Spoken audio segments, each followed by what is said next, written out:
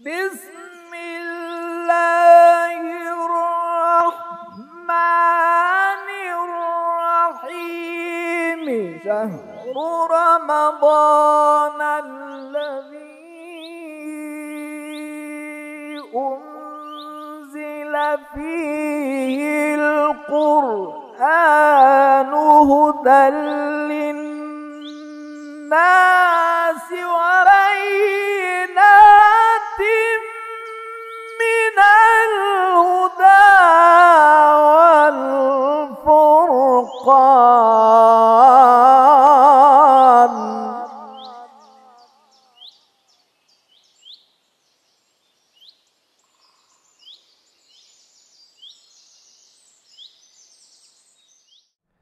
بسم الله الرحمن الرحيم وبه نستعين والسلام والصلاة على سيدنا ونبينا أبو القاسم المصطفى محمد اللهم صل على محمد وعلى محمد وعلى آل بيته الطيبين الطاهرين. En el nombre de Dios, el compasivo, el misericordioso, la paz y las bendiciones de Dios sean con el profeta Muhammad y su descendencia purificada. Bienvenidos nuevamente a Leyes Prácticas. Lo que nos toca ver hoy es el i'tikaf o retiro espiritual, podemos llamarlo de forma aproximada, digamos, es una traducción libre, pero bueno, es el equivalente aproximado que tenemos en español, un retiro espiritual. Bien. Es una práctica que es preferible, no es obligatoria y se hace en todas las distintas escuelas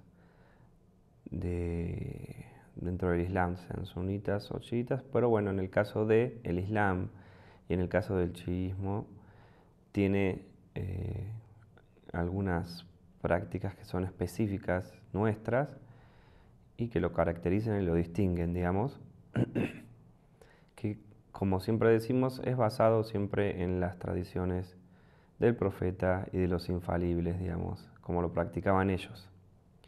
Es decir, es una forma de retiro espiritual, pero al modo en que lo hacían los imames y que lo hacía el profeta Muhammad, la paz y las bendiciones sean con él y su familia. Bien, el i'tikaf o este retiro espiritual normalmente se realiza en una mezquita. Es una práctica de reclusión, digamos. Los participantes se recluyen o se mantienen dentro de una mezquita durante determinada cantidad de días, que ahora vamos a ver exactamente cuáles son estas condiciones en las que viven y cuántos días se pueden hacer, cuántos no, y bueno, y cuáles son las reglas que tiene este retiro espiritual o este retiro de purificación, podemos llamarlo también, o esta reclusión para purificarse, digamos. Bien, una persona que quiere realizar el i'tikaf o este retiro tiene que cumplir con las siguientes condiciones. Primero, debe ser adulto, es decir, haber llegado a la pubertad, que se considera, sabemos, aproximadamente de los 15 años. Debe estar sano, mental, físicamente, digamos. En el momento de hacer esta reclusión o este retiro, tiene que tener una intención pura, digamos, sincera, y para acercarse a Dios. El i'tikaf se hace a partir de 3 días, no menos, y se puede hacer hasta una indeterminada cantidad de tiempo. Obviamente que tenemos que vivir y demás, y no podemos estar siempre encerrados dentro de una mezquita, pero bueno, se puede hacer prolongar de forma indeterminada en un principio. Las condiciones básicas de este i'tikaf o retiro es que uno tiene que permanecer dentro de la mezquita siempre que continúe con este retiro y debe estar ayunando durante el día. Y finalmente la última condición es tener permiso. Bueno, cada uno de estos puntos que he nombrado los vamos a ver detenidamente como hacemos siempre. O en el caso de la intención, habíamos dicho que tiene que tener una intención pura, que lo haga para acercarse a Dios, no para una cuestión de exhibicionismo u ostentación, por ejemplo, decir que creyente que soy, mírenme cómo ayuno todos estos días en las mezquitas y esto que lo otro.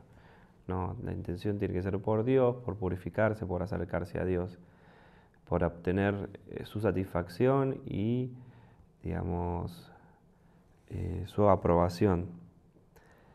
El etekov se puede hacer, por ejemplo, en nombre de alguien más. Por ejemplo, puedo decir, hago etekov y que las recompensas vayan para mi padre difunto, o para mi madre difunta, o para mi esposa que está enferma, o para fulanito. Lo podemos hacer, es decir, que en nuestra intención las bendiciones y demás que se reciben por realizar esta práctica vayan hacia otra persona. Eso se puede hacer. No se puede hacer, por ejemplo, decir, bueno, yo lo hago para estas dos personas, delimitando una cantidad mayor a una sola persona, pero sí lo que podemos decir, bueno, yo entrego esto y que sea, por ejemplo, para mi comunidad, que las bendiciones de este retiro sea para mi comunidad, o para, por ejemplo, la situación, que mejore la situación de las personas que me rodean, digamos, de mi familia.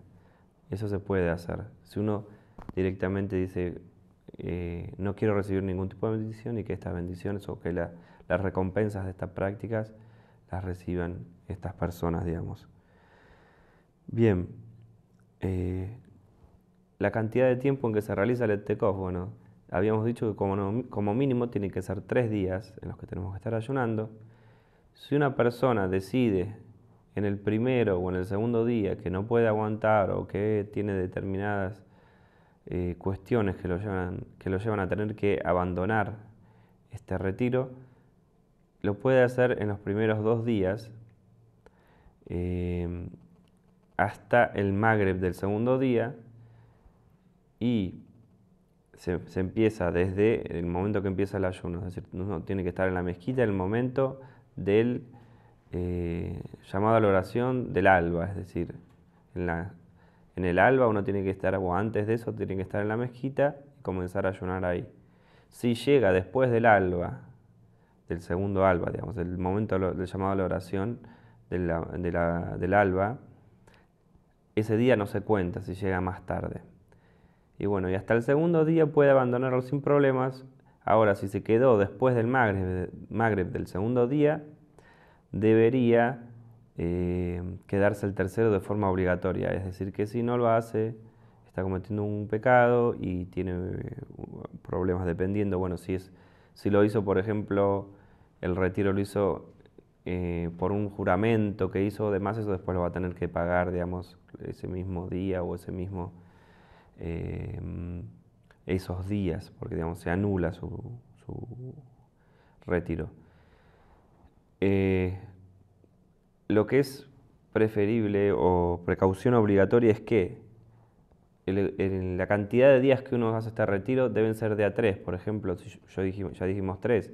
Ahora, si yo me voy a quedar 5 días, que esos 5 días tengan un sexto día también.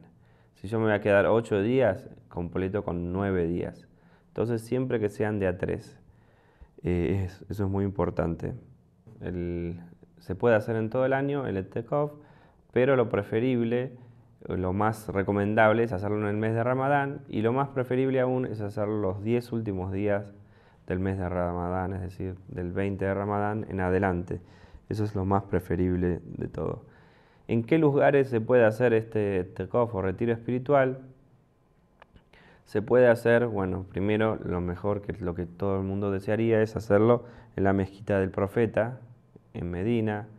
También se puede hacer o en la mezquita sagrada, digamos, en Meca también. Después en la mezquita de Kufa también se puede hacer, o en la mezquita de Basora.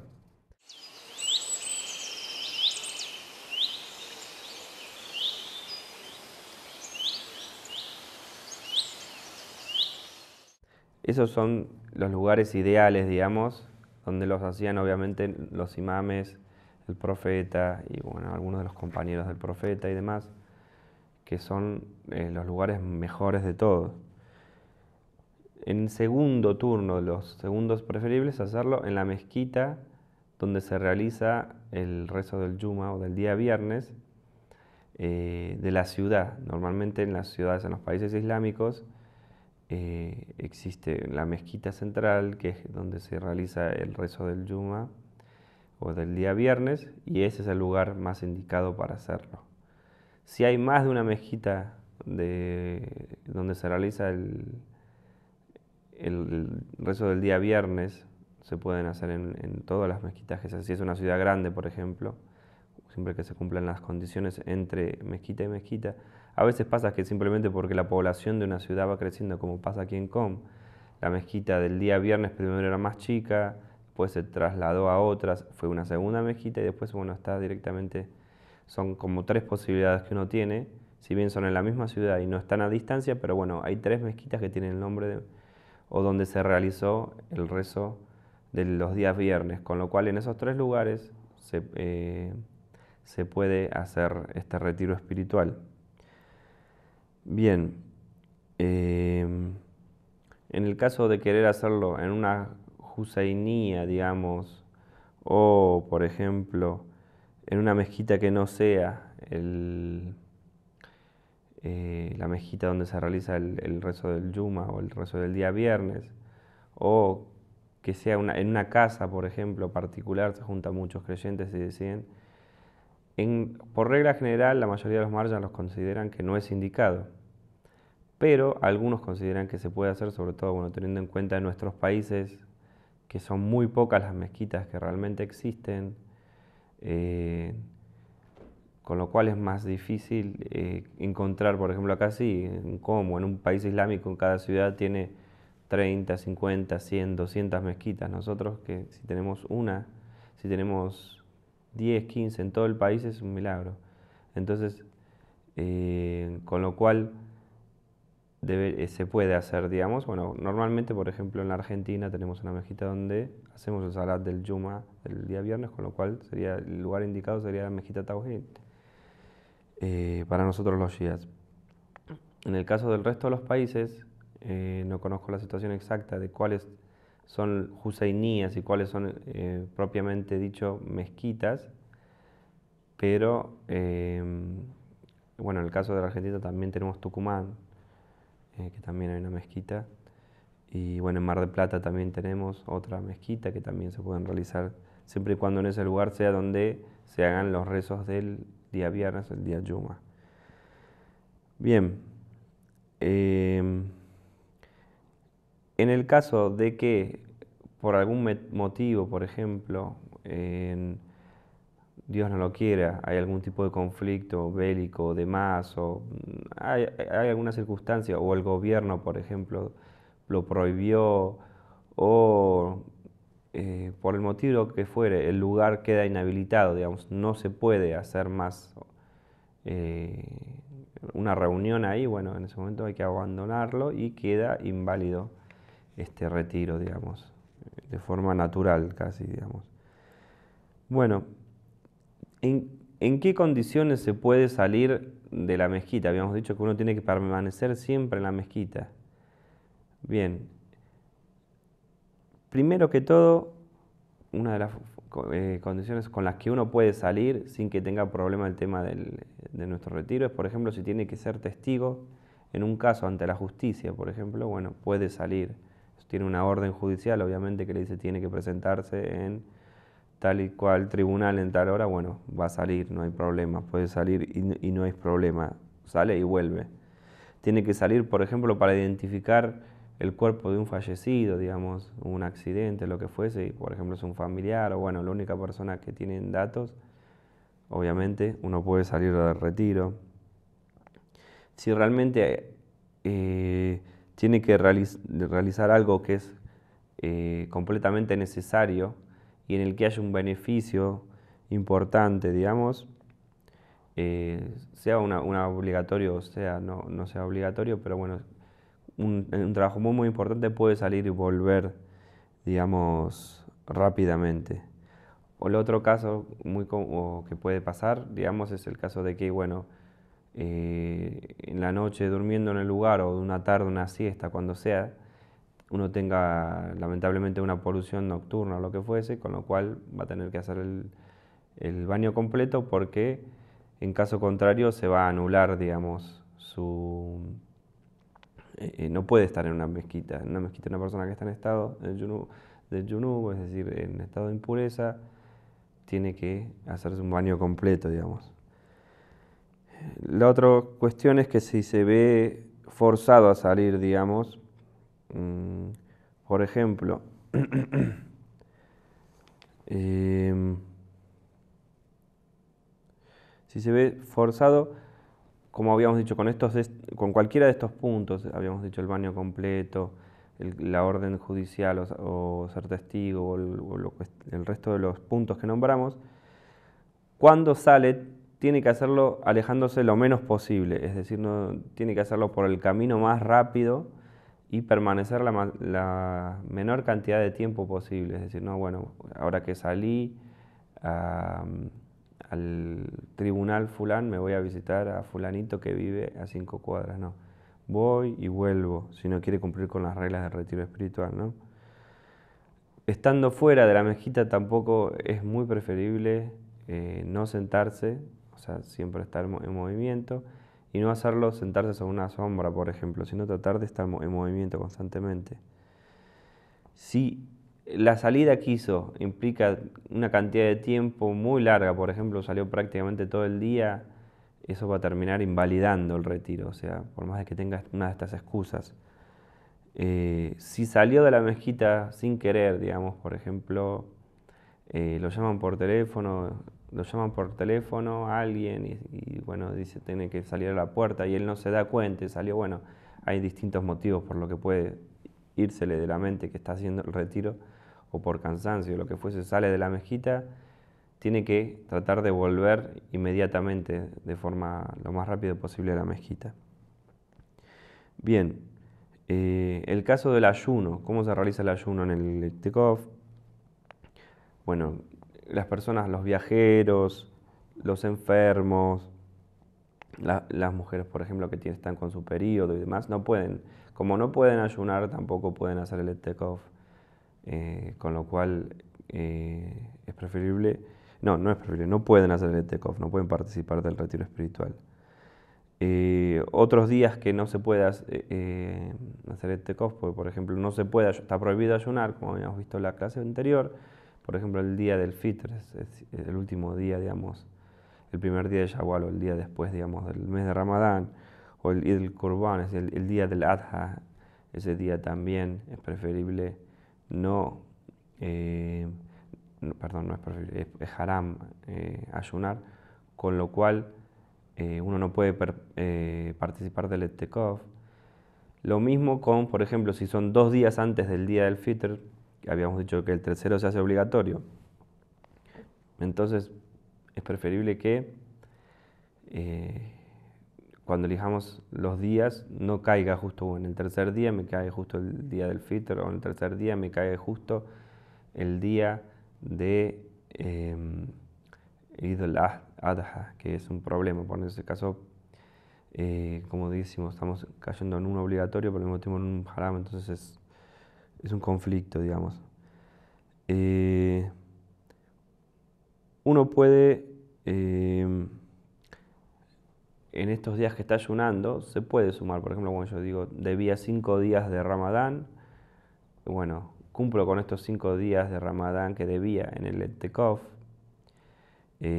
o alguien me había pagado para que haga el ayuno por el padre fallecido, digamos, y decido hacerlo durante un Itikaf, también se pueden hacer, o sea, no hay problema por eso. Obviamente que si debemos días de Ramadán y estamos haciendo el Itikaf dentro del mes de Ramadán, obviamente que no se van a contar doble, digamos, se cuenta lo mismo. Es decir, se cuentan los días de Ramadán, que es obligatorio. Esos días que uno está haciendo en pago es en el caso de que uno esté haciendo el ayuno por digamos, en otro momento del año, digamos, otros momentos que también es preferible. En el caso de ser viajero, bueno, como sabemos, si uno aclaró, bueno, voy a hacer el ayuno, y por más de que esté viajando, digamos, o voy a hacer el ayuno por más de que esté viajando en determinado día, como un juramento, digamos, en ese caso sí se puede ayunar siendo viajero, o se puede también estar en el Tekov siendo viajero, digamos. Bueno, y hasta aquí hemos llegado por el día de hoy. Vamos a ver los últimos puntos de la clase siguiente y vamos a seguir con el siguiente tema, inshallah. Assalamu alaikum wa rahmatullahi wa barakatuh. الله يا الله يا قابل التوبات يا سامع الأصوات يا رافع الدرجات يا ولي الحسنات